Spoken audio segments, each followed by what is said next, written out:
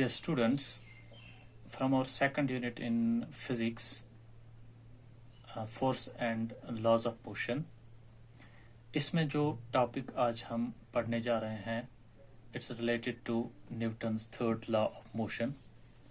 और इसके साथ ही थर्ड लॉ के साथ ही हम एक और टॉपिक जो इसमें जिसके बारे में हम डिस्कस करेंगे that's related to the conservation of linear momentum. So far we have discussed about the force, the types of force. We have discussed about the first law of motion.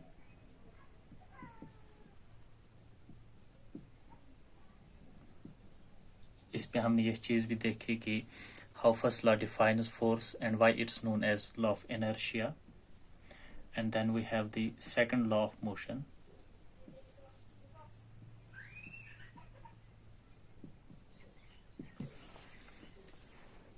और second law of motion से हमें equation जो है force की F = ma वो हमने derive भी कर ली। जो न्यूटन का थर्ड लॉ है सिंपल है, इसका स्टेटमेंट है कि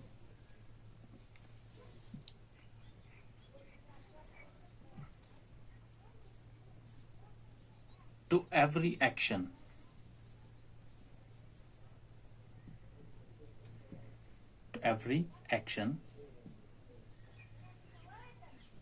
there is always an equal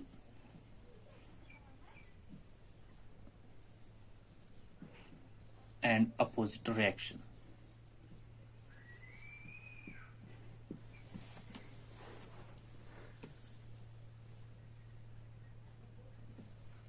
मतलब ये कि सपोज आपके पास कोई टेबल है,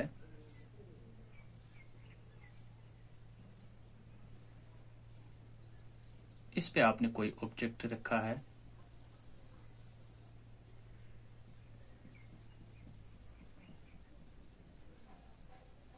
अब इस ऑब्जेक्ट का वेट जो है वो एक्ट कर रहा है इस टेबल की सरफेस पे जिस पे आपने इसे रखा है, इसका वेट टुवर्ड्स द डाउनवर्ड, इसका वेट एक्ट कर रहा है डाउनवर्ड्स बिकॉज इस अर्थ की जो ग्रेविटी है वो इसे अट्रैक्ट कर रही है। साथ ही ये भी रिएक्शन में फोर्स अप्लाई कर रहा है इस पे बॉल पे, और ये दोनों फोर्सेस जो हैं action and reaction forces these are opposite. Let's take an example of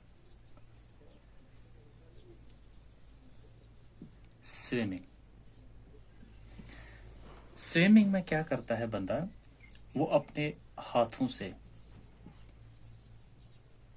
या by the movement of arms water जो है जिसमें वो मान लीजिए कोई बंदा इस डायरेक्शन में स्विम कर रहा है वाटर के अंदर, ओके इस डायरेक्शन में, अब ये क्या कर रहा है अपने हाथों से ये पानी को जो है पीछे की तरफ धक्का देता है। So this is the action, पानी को पीछे की तरफ धकेलना ये एक्शन है और ये फोर्स अप्लाई कर रहा है, सो इट्स एक्शन फोर्स। इसकी वजह से क्या होता है, जो पानी है वो इसकी बॉडी के ऊपर जो ये फोर्स अप्लाई कर रहा है इस वाटर के ऊपर इस डायरेक्शन में, ये पानी वापस रिएक्शन में इसकी बॉडी को आगे जाने में मदद करता है because of the applied force जो एक्शन फोर्स है यहाँ पर, इसके रिएक्शन में वाटर भी इसे पुश करता है इन अपोजिट डायरेक्शन, सो ये इजिली स्विम कर सकता है इस वाटर में। सो ये एक्शन फोर्स है, इसका रिएक्शन फोर्स वाटर का, ये बंदा जो है ये स्विम करते हुए इस पानी के अंदर आगे जा सकता है because of reaction force. So the force applied by the swimmer वो एक्शन फोर्स है, और फिर वो पुश होता है आगे, कैसे, because of the reaction force of the water. इसमें एक और एग्जांपल है हमारी बुक के अंदर कि अगर गन से जब मान लीजिए छोटी सी गन है, यहां से आप फायर कर रहे हो, बुलेट जो है यहां से निकलती है, लेकिन जब यहां से बुलेट निकलती है, इसका ट्रिगर जो है जब इसे हम दबाते हैं तो बुलेट निकलती है। सो बुलेट पे अप्लाई होता है एक फोर्स, वो बुलेट निकलती है विथ सम एक्सेलरेशन गन से। लेकिन जब वो निकलती है, ये गन जो है इसको पीछे की तरफ, ये एक्शन फोर्स है जो आपने अप्लाई किया बुलेट पे, एक्शन फोर्स से बुलेट आगे जा रही है in this direction with some acceleration a. लेकिन जब इस पे फोर्स लगा, every action there is always an equal and opposite reaction. ये रिएक्शन है फॉरवर्ड की तरफ, एक्शन फोर्स। रिएक्शन फोर्स क्या है, ये गन जो है ये पीछे की तरफ आता है, और जो बुलेट फायर करता है बंदा, he feels a jerk. Okay, so action force यहाँ पर है बुलेट का निकलना, जब उसे हम ट्रिगर दबाते हैं इसका, बुलेट निकलती है विथ सम एक्सेलरेशन। लेकिन जब बुलेट निकलती है, वो भी उसकी वजह से, जो रिएक्शन फोर्स है उसकी वजह से, जो बंदा ये फायर करता है, ही फील्स जर्क। ये गन जो है ये पीछे की तरफ आती है। लेकिन एक कंडीशन यहाँ पर कि अगर हम ये मान लें कि इक्वल होते हैं और अपोजिट होते हैं, तो हम ये कहें कि बुलेट की जितनी एक्सेलरेशन है उतनी ही गन की होगी। यहाँ पर अप्लाई होता है न्यूटन का सेकंड लॉ, जिसमें है F इक्वल टू ma, यानी कि फोर्स जो है, जो इस डायरेक्शन का फोर्स है और अपोजिट डायरेक्शन का फोर्स है, इक्वल एंड अपोजिट है एक्शन और रिएक्शन फोर्सेस। ये एक्शन फोर्स है बुलेट का निकलना, रिएक्शन इसने वापस जो गन पे फोर्स जो लगा अपोजिट डायरेक्शन में, कि ये बंदा जर्क फील कर रहा है, F इक्वल टू ma। यहाँ पर बुलेट का मास जो है बहुत कम है, बुलेट का मास बहुत कम है, उसकी एक्सेलरेशन ज्यादा है, गन का मास ज्यादा है, इसलिए इसमें एक्सेलरेशन ज्यादा नहीं आएगी।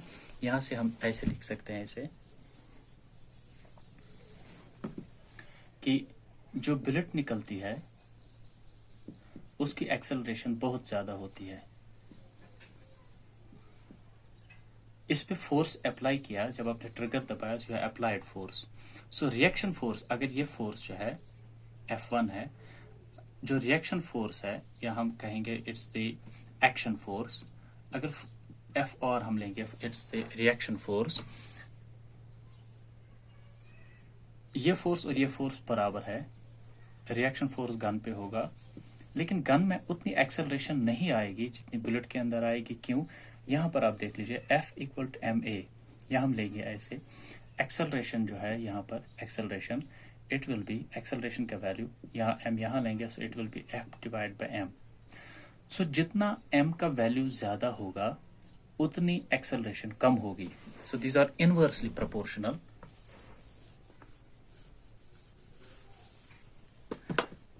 सो दीज टू थिंग्स आपका है, एक्सेलरेशन जो है it's F by m। So bullet में एक्सेलरेशन ज्यादा होगी, क्यों? इसका जो मास है वो कम है, मास कम है, एक्सेलरेशन ज्यादा होगी। इट्स इनवर्सली प्रोपोर्शनल, मास ज्यादा, एक्सेलरेशन कम। एक्सेलरेशन ज्यादा होगी तो डेफिनेटली मास कम होगा। अगर एक्सेलरेशन अब कम होगी, दैट मीन्स डेफिनेटली मास ज्यादा होगा। Okay, so these are inversely proportional. So इसमें उतनी एक्सेलरेशन नहीं आएगी गन के अंदर, बुलेट के अंदर ज्यादा आएगी। लेकिन जो फोर्स है यहाँ पर, एक्शन फोर्स, अगर इस डायरेक्शन में है, रिएक्शन फोर्स जो है that will be opposite to it, और ये दोनों forces these will be equal. That means आपका एक्शन फोर्स जो है it will be equal to your reaction force. हमने यहाँ पर दो एग्जांपल्स ली, एक स्विमिंग में जब बंदा जो है एक्शन फोर्स, वो अपने हाथों से पानी को पीछे की तरफ धकेलता है, पानी की रिएक्शन ये होती है कि वो फिर उसे वापस जो फोर्स है रिएक्शन फोर्स की वजह से वो आगे जाता है, स्विमिंग करते हुए आगे जा सकता है इन ए वाटर बॉडी। सेकंड केस हमने गन की एग्जांपल ली, और इस इफेक्ट को हम कहते हैं रिकॉइल इफेक्ट। ये जो जब बुलेट निकलती है गन से और फिर यह जर्क फील करना, जो बंदा इसको ऑपरेट कर रहा है गन को, बुलेट फायर करता है, यहाँ पर ये इफेक्ट जो है इसको हम कहते हैं रिकॉइल इफेक्ट। नाउ इसमें एक और एग्जांपल है कि कोई बंदा जो है वो बोट चला रहा है, वहां पर भी वो पानी जो है उसको पीछे की तरफ धकेलना पड़ता है और बोट आगे की तरफ जाती है। या हम वॉक करते हैं, हम अपना पैर जो है वो ज़मीन पे रखते हैं, हम पीछे की तरफ धकेलते हैं और फिर रिएक्शन फोर्स की वजह से फिर हम आगे चल सकते हैं। सो सिंपली हम याद रखेंगे इसमें ये दो एग्जांपल्स, एक है स्विमिंग की और इसकी जब हम बुलेट फायर करते हैं किससे, गन से, रिकॉइल इफेक्ट हम याद रखेंगे और स्विमिंग। सो सिंपली आप Newton's third law of motion को ऐसे याद रखेंगे कि ये इसका स्टेटमेंट जो है कि to every action there is always an equal and opposite. So action force जो होगा, ये बात याद रखिए आप, जो आपका एक्शन फोर्स है that will be equal to the reaction force. Now we'll come to the conservation of linear momentum. Linear momentum अगर आपको याद होगा, सेकंड लॉ में हमने पढ़ा कि the rate of change of linear momentum that's directly equal to the force applied, और इससे हमने जो इक्वेशन फिर निकाली डिराइव की सेकंड लॉ से, that's force is the product of mass and acceleration. ये चीज़ आप याद रखिए यहाँ पर। अब कंजर्वेशन ऑफ लीनियर मोमेंटम क्या है? मोमेंटम में आपको याद होगा कि मोमेंटम जो है it's the product of mass and velocity. Momentum is the product of mass and velocity. Conservation of linear momentum, इसका स्टेटमेंट इस तरह से है कि ड्यूरिंग एनी कोलिजन, अब जब भी कोई कोलिजन होगा दो ऑब्जेक्ट्स के दरमियान, दो बॉडीज के दरमियान, इनके दरमियान कोलिजन होगा क्या? The sum of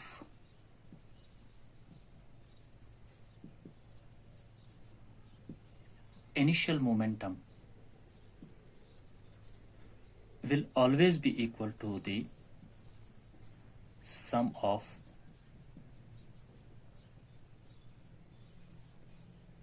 final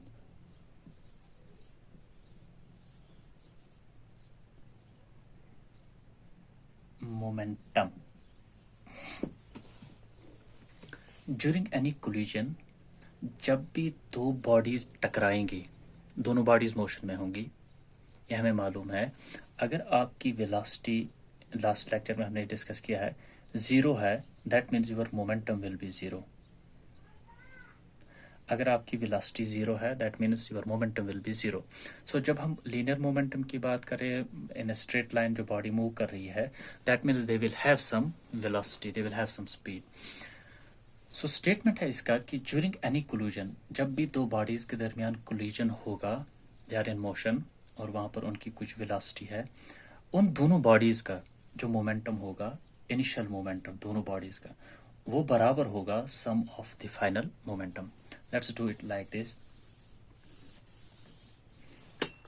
suppose आपके पास एक बॉडी है, यहां पर इसका मास है m1, और ये दोनों बॉडीज जो है ये एक हॉरिजॉन्टल सरफेस पे, या आप कह सकते हैं स्ट्रेट लाइन में जा रही है। ये एक और बॉडी है, थोड़ी सी छोटी बना लेते, सपोज इट्स m2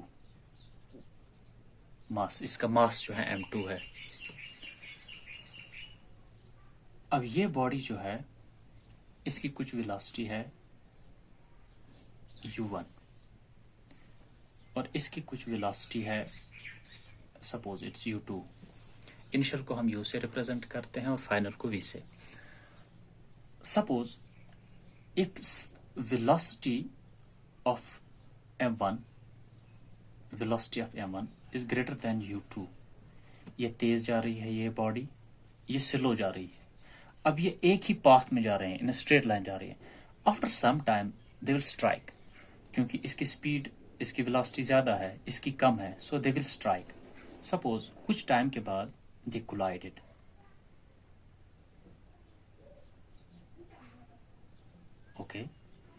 इन दोनों बॉडीज के दरमियान कोलिजन हुआ, एक दूसरे से टकराई है। ये आपकी M2 है, ये आपकी M1 है। अब टाइम ऑफ कोलिजन मीन एक दूसरे के साथ ये टकराए लाइक दिस। ये बॉडी जा रही है विथ इसकी स्पीड कम है, इसकी स्पीड कम है, इसकी ज्यादा है, that mean at some time they will strike with each other. ये बॉडी जो है, अगर इसकी स्पीड कम है, इसकी वेलोसिटी कम है और इसकी ज्यादा है, at some point of time they will strike with each other. ये स्ट्राइक करना एक दूसरे के साथ, इसको हम कहते हैं collision. They collided with each other. Suppose they collided for a time t second suppose. अब कोलिजन के बाद क्या होगा, ये दोनों अलग होंगी एंड अगेन अब इनकी वेलोसिटी वो नहीं होगी जो कोलिजन से पहले थी। या सपोज कि हम लेंगे इनकी फाइनल वेलोसिटी, ये आपकी M1 है, अब इसकी फाइनल वेलोसिटी है V1। ये आपका M2 है, इसकी फाइनल वेलोसिटी है V2। ये दो बॉडीज है, इसका मास है M1, इसका है M2, इसकी इनिशियल वेलोसिटी है U1, इसकी इनिशियल वेलोसिटी है U2। इसकी वेलोसिटी है, हमने कंडीशन यहाँ पे आपको बताई, U1 is greater than U2, that means they will strike at some point। अब इन दोनों का टकराना, इसको हम कहेंगे कोलिजन के बाद they will separate again। Law of conservation of linear momentum ये कहता है इन दोनों का मोमेंटम, यानी कि जो आपका केस फर्स्ट है इसका मोमेंटम के लिए मैंने अभी लिखी थी फार्मूला जो है, that's P is the product of mass and velocity, ये हम लिखते हैं। ओके, सो यहां पर आप लिखेंगे ऐसे, इसका मोमेंटम क्या होगा, इसका मोमेंटम होगा इसका मास और इसकी वेलोसिटी। मास है M1, वेलोसिटी है U1। ओके, इसका मोमेंटम क्या होगा, मास है M2, इसका मास है M2, वेलोसिटी है U2, इनिशियल वेलोसिटी, इसकी वेलोसिटी। यहां पर हम लेंगे after collision, this is before collision. यह कंडीशन जो है यहां पर, this is before collision, this is during collision and this is after collision. After collision में हम when they have collided with each other, अब ये दोनों सेपरेट हो गई है। यहां पर हम मोमेंटम देखेंगे, momentum is the product of mass and velocity. Mass है M1, मास चेंज नहीं होगा, वेलोसिटी है V1, इसका M2 और वेलोसिटी है हमने इसकी फाइनली है V2।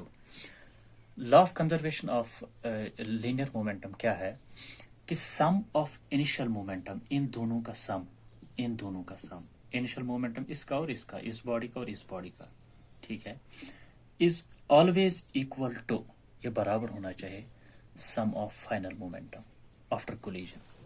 सो ये हमें प्रूव करना है, ये कैसे हो सकता है। So now we will consider this case during collision. What happened? ये बॉडी और ये टकराई याद से, M1 जो बॉडी है ये आके टकरा गई M2 के साथ। ये सपोज ये M1 है, ये M2 है, ये टकरा गई इसके साथ। नफसी ये बॉडी जो है ये इसके साथ टकराई है, so this the action force, ठीक है। सो M1 I will take it like this, ये आपकी M1 है बॉडी, ठीक है, ये आपकी M2 है बॉडी। ये बॉडी इसके साथ टकराई like this, सो फोर्स किस पे एक्ट हुआ, M2 पे। फोर्स किस पे एक्ट हुआ, M2 पे। According to the third law, action और रिएक्शन फोर्स जो है they are equal and opposite. ये बॉडी भी इस पे अप्लाई करेगी force in opposite direction. So M1 का force according to third law it will act on M2 और M2 इक्वली रेस्पॉन्ड करेगी, this will be the reaction force. Okay, so I will write it like this, जो आपका action force होगा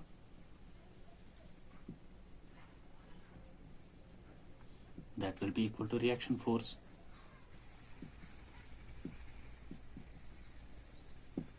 These are equal and opposite. Now see how to show it.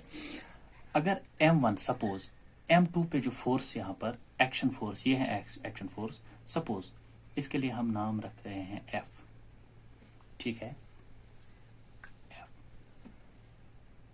या आप F A भी लिख सकते हैं एक्शन फोर्स के लिए, suppose it's F A.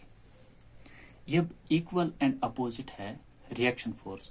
Reaction force है M2 का M1 पे, so I will write here F और क्योंकि अपोजिट है हम लिखेंगे यहाँ पर will put a negative sign here. ये इक्वल है लेकिन अपोजिट है, एक डायरेक्शन में एक्ट कर रहा है, दूसरा दूसरी डायरेक्शन में एक्ट कर रहा है। सो नेगेटिव साइन क्यों? बिकॉज ये इक्वल है but these are opposite. Now according to the Newton's second law, यहां पर हम लिखेंगे सेकंड लॉ से हमें मालूम है क्या? Force is the product of mass and acceleration. Okay, so F A कौन सा फोर्स है? एफ ए वो फोर्स है जो M1 ने जब ये कोलाइड हुए, जो एग्जर्ट हुआ फोर्स M2 पे, ठीक है। सो M2 पे फोर्स अप्लाई हुआ M2 पे, so it will B M2 और इसकी एक्सेलरेशन, सपोज इसकी एक्सेलरेशन है A2, जो एक्सेलरेशन प्रोड्यूस हुई बिकॉज ऑफ दिस फोर्स जो इस पे एक्ट हुआ, it's A2.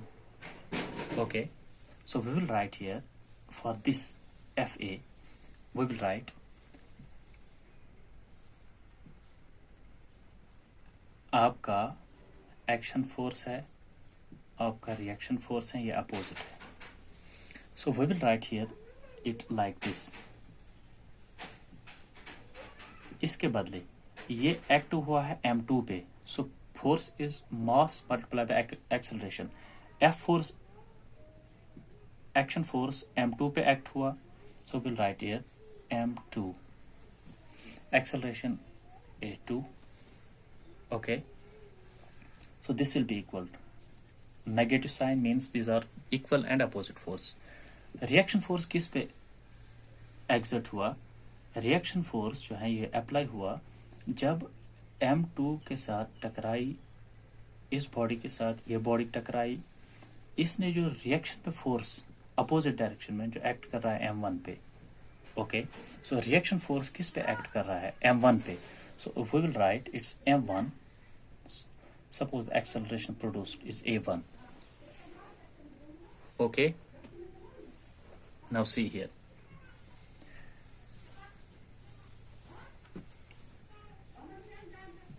हमें मालूम है एक्सेलरेशन जो है it's rate of change of velocity, that's final minus initial upon time. Okay, यहां पर हमने टाइम लिया है, जिस टाइम के लिए इनके दरमियान कोलिजन हुआ वो हमने t लिया है। सो we will say M2 acceleration के बदले हम लिखेंगे it's rate of change of velocity. अब यहां पर वेलोसिटी जो है इसकी v1 है, इनिशियल वेलोसिटी इसकी u1 थी upon time. Okay, so acceleration क्या है? Rate of change of velocity. So v इसकी फाइनल वेलोसिटी है v1, u इसकी इनिशियल वेलोसिटी हमने u1 लिखी है। ओके,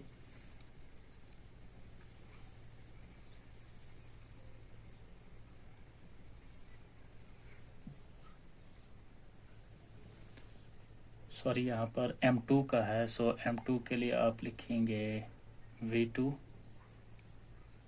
और यहाँ पर लिखेंगे आप U2, क्योंकि हम M2 का यहाँ पर ले रहे हैं। So this will be equal to minus, ये आपका M1 है, M1 की यहाँ पर M1 का है V1 माइनस, इसी तरह आएगा फिर U1 अपॉन टाइम।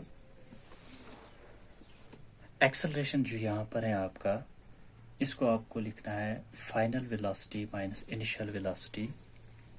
M2 की फाइनल वेलोसिटी है V2, M2 की इनिशियल वेलोसिटी है U2।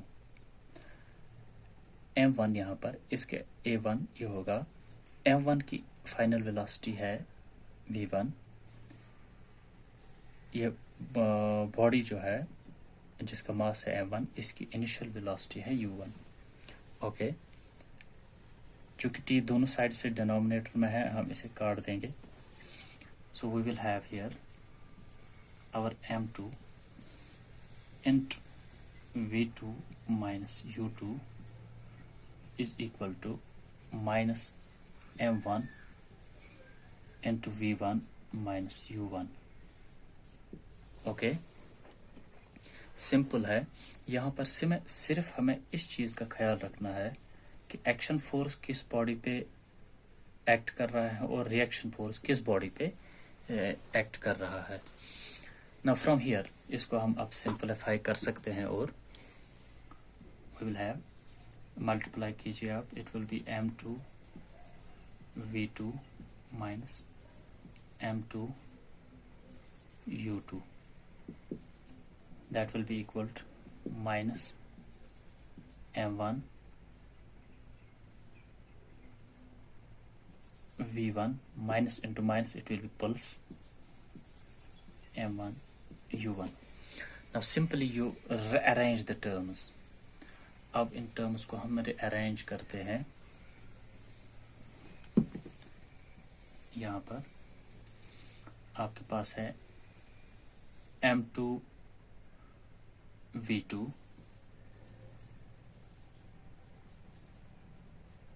v वाली टर्म आप यहाँ ले आइए, ये वाली नेगेटिव, सो यहाँ लाने से it will become positive, it will B m1 v1 equal, ये है आपका m1 u1। ये टर्म जो है u वाली आप यहाँ शिफ्ट कीजिए, इट विल बिकम, ये नेगेटिव है यहाँ पर, it will become positive m2 u2। और आप इसे अरेंज करके ऐसे लिख सकते हैं m1 u1 pulse m2 u2 is equal to m1 v1 pulse m2 v2। This is what is said in law of conservation of linear momentum। आपका जो इनिशियल मोमेंटम है दोनों बॉडीज का, ये और ये, at the time of collision हुआ for 30 seconds, condition आपको याद होगी, आपका u1 वेलोसिटी u1 जो है इसकी फर्स्ट बॉडी की m1 की, it's greater than u2, then they can collide. अगर इसकी वेलोसिटी ज्यादा होगी, इसकी कम होगी, then they will never collide, फिर ये कोलाइड नहीं करेंगे। सो व्हेन दे कोलाइडेड, अब कोलिजन के बाद जो इनके अंदर एक्सेलरेशन प्रोड्यूस हुई, इसके में हमने कहा a1 एक्सेलरेशन, इसमें हमने कहा a2 एक्सेलरेशन प्रोड्यूस हुई, फिर हमने सब्स्टिट्यूट किए values, and at last we have derived the equation कि जो कंजर्वेशन है of linear momentum, that during any collision between two bodies having some velocities, initial velocities, जब वो कोलाइड करेंगे, कंडीशन उसमें यह है कि एक स्पीड ज्यादा होनी चाहिए जो पीछे आ रही है, ठीक है। अगर मान लीजिए इसकी स्पीड ज्यादा होगी, देन इसकी स्पीड स्लो होगी, then they will never collide. So इसकी स्पीड ज्यादा होनी चाहिए। When they will collide after collision, उनकी वेलोसिटी चेंज हुई, वो उसकी फाइनल वेलोसिटी है, ठीक है। So conservation of linear momentum है during any collision, the sum of initial momentum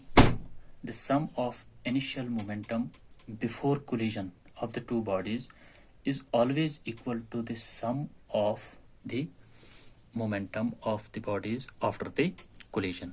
So this is our law of conservation of linear momentum।